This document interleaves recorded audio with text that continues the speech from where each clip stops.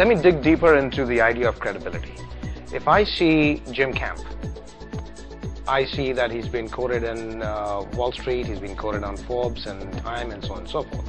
And I see somebody else who's not been quoted in those magazines. Clearly, like it or not, even though I know how this works, it seems like Jim Camp has greater credibility, and so he might be a better coach on negotiations. But if I see unknown entities because of the proliferation of media in the new age, then I don't know what to think of it. So you had mentioned just a little while ago that it doesn't matter whether you're quoted in a particular website or a particular magazine or a journal or a newspaper. It's independent of that. Just being quoted is sufficient. Is that true? And the reason I'm asking you is there's so much of media out there. It's easy to get quoted. Okay.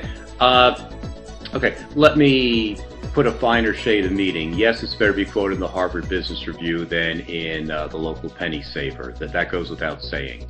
But all media is good media, and if you're to say, gee, which is better, being quoted in Forbes or being quoted in the Harvard Business Review, well, that's all good. So the point is that anytime you're quoted in the media, you get their implied endorsement. You're getting the halo effect of their branding on your product or your company or your website. So if it's the Los Angeles Business Times, that's great. If it's the Los Angeles Times, that's great too. You know, a lot of people are not very media savvy, let's be honest. They don't know the difference between one newspaper and another newspaper. They just see the overall effect that you are credible. You know, in fact, many people don't even read newspapers anymore. So it's not even that we're hoping that they see your article in the newspaper and call you from there. Of course, that would always be nice, but no one reads every word of every page of every newspaper. You know, I don't, you don't, and even the most devoted reader of the Wall Street Journal doesn't read every single word. So just being quoted there is good enough, and then you promote the fact that you are quoted there to enhance your credibility. But the key point here is that when you are quoted in the media, you are getting their endorsement, you are getting their implied credibility, and you are getting the branding effect of being quoted from them. So that's really the key that you're hoping for. Right, the implied endorsement is a critical term here, because if there is no endorsement, you have no idea. It's just like testimonials, excepting in this case, the testimonial is credible and creditworthy. So I see your point that at least to some extent it is there. Now, does this also help you get coded into the higher level quality media? Sure. One thing feeds on another. And I remember when I was a business newspaper reporter in the Gannett system many years ago, I could see where articles happened, and it really was a hierarchy. You'd see, you know, very distinct trade journals having articles, and then it would go to the top level consumer publications, and then it would go into the daily newspapers, and then from newspapers to television. And it would seem like there was a vetting process along the way, that the trade journals really knew their stuff, and they knew what was credible, and they knew what was new, and what should be written about. And then some smart, enterprising reporters would pick it up from there and say, okay, if it's in InfoWorld, then we should be writing about this. And of course, not everything from InfoWorld made it into your local newspaper, but the best and the brightest. So there's always that pyramid kind of effect where the next level of the media would take off the top of the pyramid and write that, and then go on and on. So there's a distillation process. I think with social media today and the internet today, that's a little bit different, and I wouldn't say it's the only way things happen. Things do spread virally now. It's a lot easier for companies to put, say, information up on YouTube, and people pass the information along, or companies write articles or press releases, and they send them out to their clients and prospects, and then those people spread it out. So you can get your word out through your own individual contacts and referral networks and social media today, as well as through traditional media. So the advantage with traditional media is that in enhanced branding, the advantage with going to social media is that you may be able to target your audience more specifically.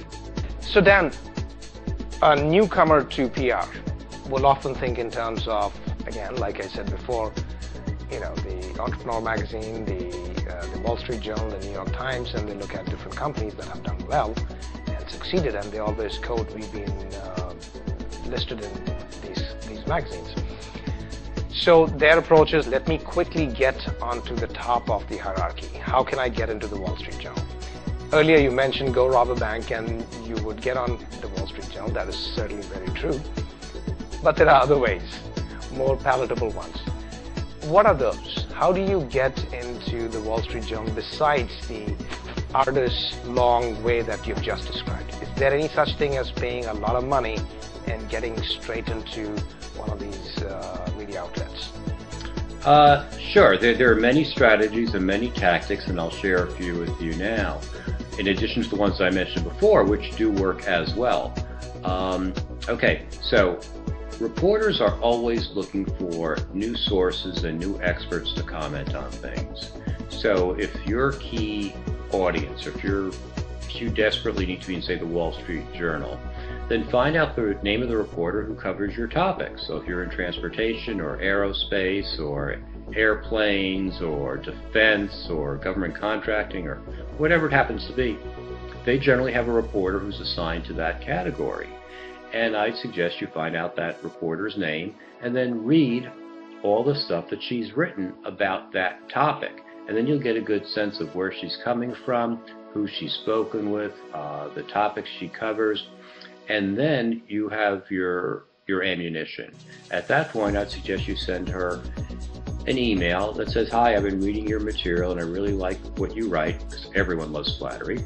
And I'd just like to let you know that here's what I do, here's what my company does, here's what my product does, whatever. And if I can be a resource for you anytime you write about topics A, B, or C, then I'd be very happy to help you. And reporters need new sources. So you're doing them a favor at that point. And they may not call you back immediately, but the next time they're doing a story about topic A, B, or C, now they know you're alive. So if you pick up the Wall Street Journal and you subtly curse underneath your breath and say, why are they talking to my competitors instead of talking to me?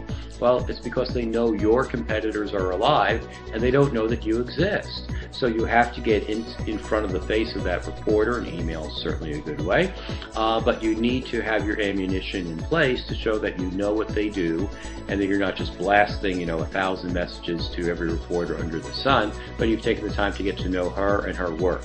Now that's the traditional way. Because of social media, you very well may find that she has a blog and that she writes about certain topics on a regular basis on her blog. And if that's the case, you can comment on her articles. And that way, she gets to see your name. And the more times you raise your hand, so to speak, by posting comments, the more you're going to stand out from everyone else who posts comments. And frankly, not many people do post comments. So you're going to stand out right away. Other reporters use Twitter, so follow their Twitter feed, and you may very well find that reporters are actually posting questions and asking for comments or experts to help them with their stories. So those are some ways that social media can help you get in front of reporters right away. And believe me, most of your competitors are not doing this because they don't even think about doing this, let alone take the time and energy to actually do it. And so, is there a third way, such as engaging with a large PR company? Okay, here's my rule of thumb for working with a PR firm. If they can open doors for you, then they're worth their weight in gold. So if you are in the travel industry, for example, and you have a new travel book or a new travel service or whatever, and you hire a travel publicity firm, someone who really has contacts with reporters who write about travel, then they're going to open doors for you that you just can't open yourself. And they're going to save you a lot of time and energy, and that's worth a lot of money, frankly. Unfortunately, a lot of people who hire PR firms don't make that decision. They just say, oh, it's a big firm, they're located locally, or we met them at the Rotary Club, or they give a nice presentation at a conference, so let's hire, or they have a big brand name, so let's hire them. Everyone says they're good. Well, if they don't have the expertise in your field, then you're wasting your money. Because reporters today are overwhelmed with people besieging them. And Nick, I think it's great that you said before that there's so many places it's easy to get quoted.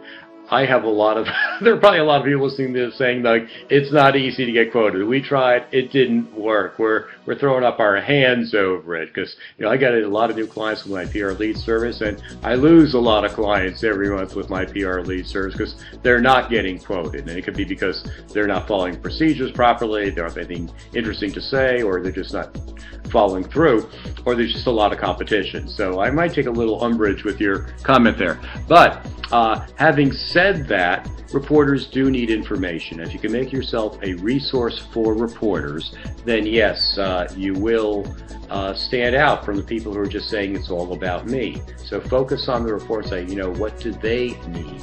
And when the reporters will do favors for you once they get to know you. It happens. I've had that many, many times in my PR career where a reporter friend of mine would put a little blurb in their business brief section, although they really didn't need to, and it really didn't fit as a regular article, but they felt, Dan's a good guy.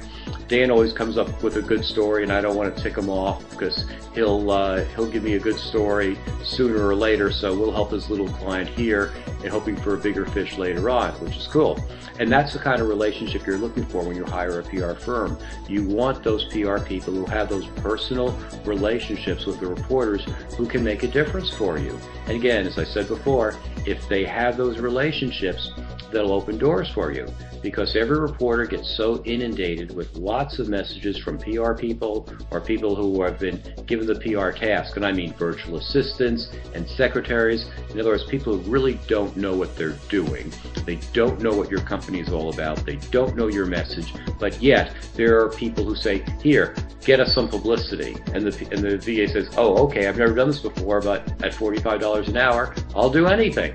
And they misrepresent you, they misrepresent PR people in general, and reporters generally hate that whole process and give every PR person a bad name because of that. So if you do your homework and you do it right, like I've been describing here, you will infinitely stand out from all those wannabes, and reporters will respect you a lot more, and it will be easier to get quoted, so you do get that visibility and credibility that you're looking for.